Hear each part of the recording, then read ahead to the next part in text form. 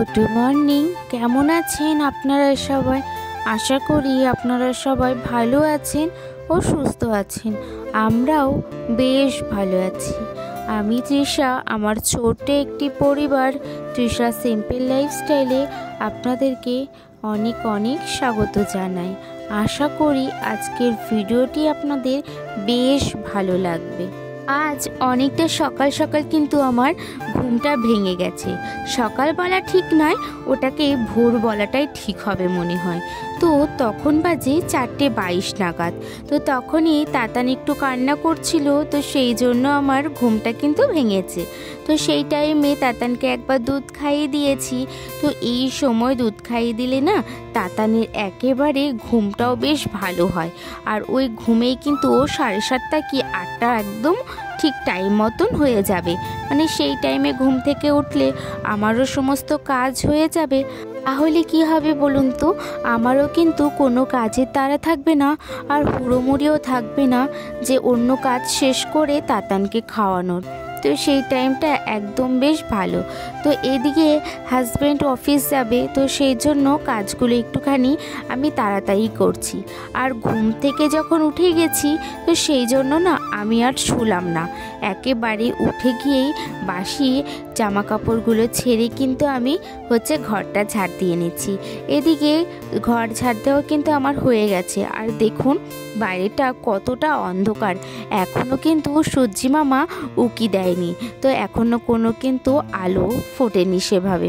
তো ঘরটা ঝাড় দিয়ে কিন্তু আমি ঘরে চলে এসেছি। ঘরে এসে ফ্রেশ হয়ে নিচ্ছি। এখন না একেবারে ফ্রেশ হয়ে নেব। আর বাইরেটা না এতটা অন্ধকার, সেই জন্য আর ঝাড় দিলাম না, একটু আলো ফুটুক তাহলেই ঝাড় দেব। এদিকে ফ্রেশ হতে হতে দেখছি দিদিও ঘুম থেকে উঠে গেছে। অনেকটা সকালেই ঘুম ভেঙে গেছে আজকে সবার বলতে পারেন। ঘরে এসে একটুখানি স্কিন কেয়ার করে নিলাম এই সকালবেলাতেই। তো একটুখানি ময়শ্চারাইজার লাগিয়েছি মুখে, তো তারপরে সিঁদুরটা পরে নিয়েছি। এদিকে দেখুন আমার না কাজা কাজা শোকেসটা না এলোমেলো হয়ে রয়েছে। তো ভাবলাম হাতে তো অনেকটা সময় আছে, তো এই সময়ে যদি এই কাজগুলো করে ফেলা হয় তাহলে কিন্তু অনেকটা সময় আমি হাতেও পাবো। তো সেই জন্য এই টাইমে কী করলাম, সমস্ত জিনিসগুলো গুছিয়ে নিয়েছি। আর একটুখানি আস্তে আস্তে গুছাচ্ছিলাম, যেহেতু তাতান শুয়ে আছে আর ওর পাপাও কিন্তু ঘুমাচ্ছে। এবার ঘুমটা ভেঙে গেলে ওদেরও ডিস্টার্ব হবে, তো সেই জন্য। আর তাতানের পাপা যেহেতু একটু পরেই অফিস যাবে, তো ওই কারণে না আমি আস্তে আস্তেই করছি যে একেবারে 6:30 নাগাদ ঘুমটা ভাঙুক, তাহলে কি হবে রেডি হয়ে কিন্তু যেতে পারবে।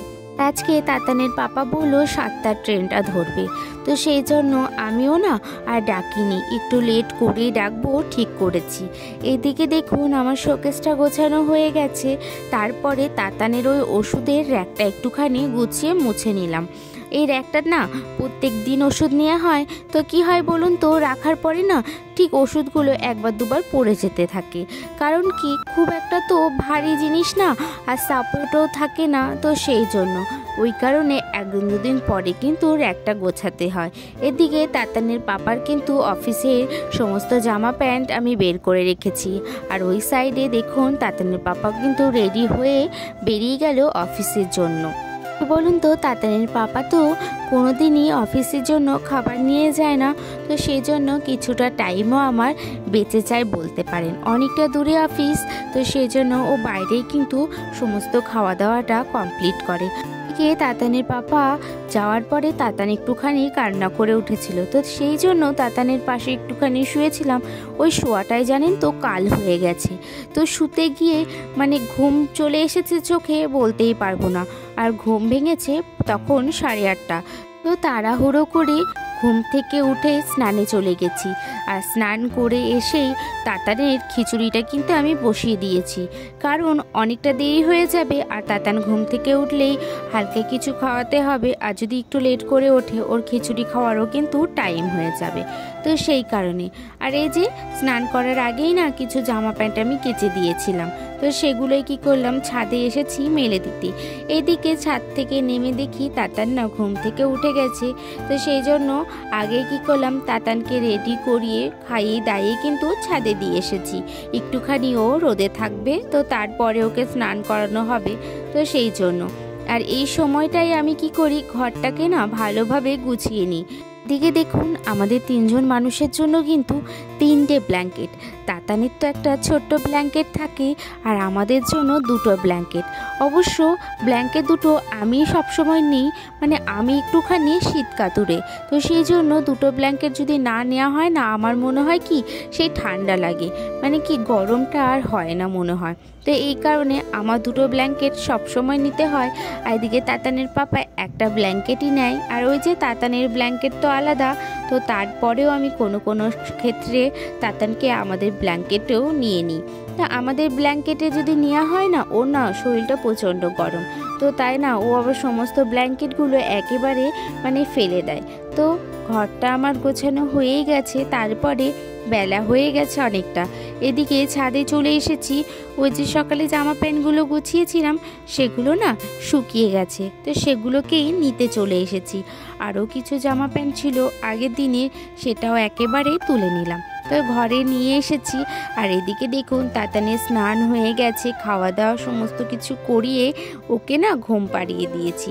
এই সময়টা ও যদি ঘুমায় আমার কিন্তু কাজ করতে বেশ সুবিধে হয়, সমস্ত কাজ কিন্তু আমি এখনই সেরে নিতে পারি।